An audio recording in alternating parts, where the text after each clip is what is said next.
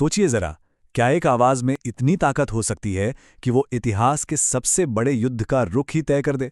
आज हम भगवत गीता के सिर्फ एक श्लोक से यही समझने वाले हैं कि कैसे एक शंख की गूंज सिर्फ शोर नहीं थी, बल्कि वो रणनीति थी, मनोविज्ञान था और एक पूरे युग का ऐलान थी।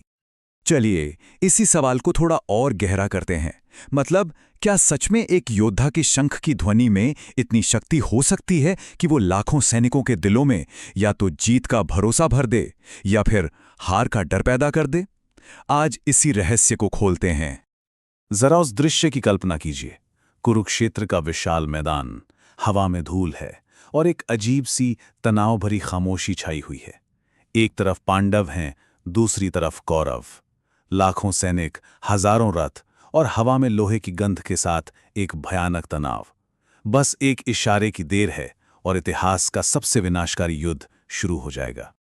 और इसी भारी तनाव के बीच कौरवों का राजकुमार दुर्योधन अपने गुरु द्रोणाचार्य के पास जाकर अपनी सेना की ताकत गिनाने लगता है। उसकी आवाज में घमंड साफ है। वो अपनी शक्ति का बखान कर रहा है, मानो वो खुद को और अपनी सेना को यकीन दिला रहा हो कि जीत तो उन्हीं की होने वाली है। ये वैसे तो एक छोटी सी घटना थी, लेकिन असल में इसी ने उस चिंगारी को हवा दी। तो दुर्योधन के इस अहंकार भरे आत्मविश्वास को जवाब कौन देता है? कोई और नहीं बल्कि कुरुवंश के सबसे बुजुर्ग, सबसे शक्तिशाली योद्धा पितामह भीष्म। जरा सोचिए, वो योद्धा जो कौरवों और पांडवों दोनों के दादा थे और जो अपनी ही अंतरात्मा के खिलाफ अपने ही प्रिय पोतों के विरुद्ध लड़ने को मजबूर थे। और यहीं पर श्लोक की पहली पंक्ति एक मनोवैज्ञानिक मास्टर स्ट्रोक दिखाती है। तस्य संजनयन हर्षम। इसका मतलब है उसके मन में हर्ष यानी खुशी पैदा करते हुए। भीष्म ने ये शंख दुर्योधन को खुश करने के लिए, उसकी बेचैनी को आत्मविश्वास में बदलने के लिए बजाया था। ये कुछ वैसा ही था जैसे एक सेनापति अपनी टीम को किसी बड़े मुकाबले से पहले हौसला देता है। ये एक सोची समझी मनोवैज्ञानिक चाल थी। और फिर वो अपना शंख बजाते हैं, लेकिन ये कोई आम शंखनाद नहीं था। शास्त्र इसे कहते हैं सिंहनादम, यानी एक शेर की दहाड़। जरा उस आवाज की कल्पना कीजिए, एक ऐसी गर्जना जिसने पूरे युद्ध के मैदान को कंपा दिया होगा। घोड़ों की हिनहिनाहट और सैनिकों की फुसफुसाहट को एक पल में शांत कर दिया होगा। ये शक्ति की, प्रभुत्व की पहली और सबसे बुलंद घोषणा थी। तो ये जो शेर की दहाड़ थी, ये सिर्फ एक आवाज नहीं थी। नहीं, इसके भीतर कई गहरे संदेश छिपे हुए थे। ये एक साथ कई बातें कह रही थी। तो सवाल ये उठता है कि इस एक गर्जना का असल मतलब क्या था? चलिए इसकी परतों को एक एक करके खोलते हैं। तो देखिए, इस एक दहाड़ में 4 बड़े संदेश थे। पहला, ये युद्ध का औपचारिक ऐलान था, मतलब बातचीत का समय अब खत्म हो गया है। दूसरा, ये कौरव सेना में जोश भरने की एक रणनीति थी, उन्हें ये याद दिलाना कि उनके सबसे महान योद्धा उनके साथ हैं। तीसरा, ये घोषणा थी कि ये कोई मामूली लड़ाई नहीं, बल्कि ये इतिहास को बदलने वाला महायुद्ध है।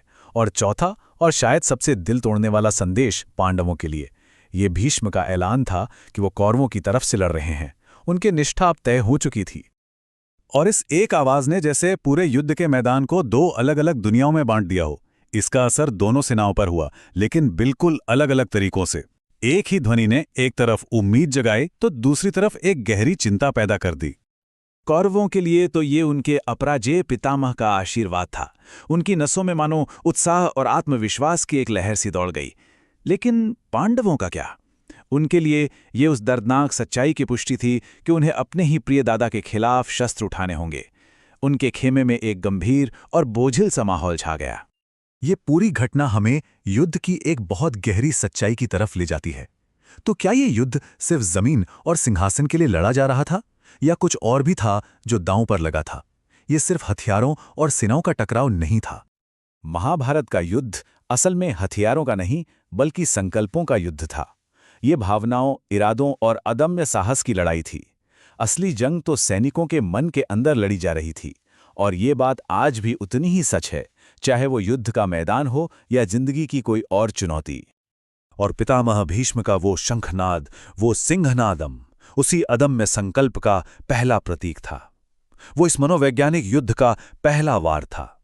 एक ऐसी चिंगारी जिसने युद्ध की आग को भड़का दिया और ये साफ कर दिया कि इस लड़ाई में जीत या हार सिर्फ ताकत से नहीं बल्कि इच्छा शक्ति से तय होगी। तो हम फिर उसी शुरुआती सवाल पर लौटते हैं। आखिर एक ध्वनि में इतनी शक्ति कैसे हो सकती है? शायद शक्ति आवाज में नहीं होती।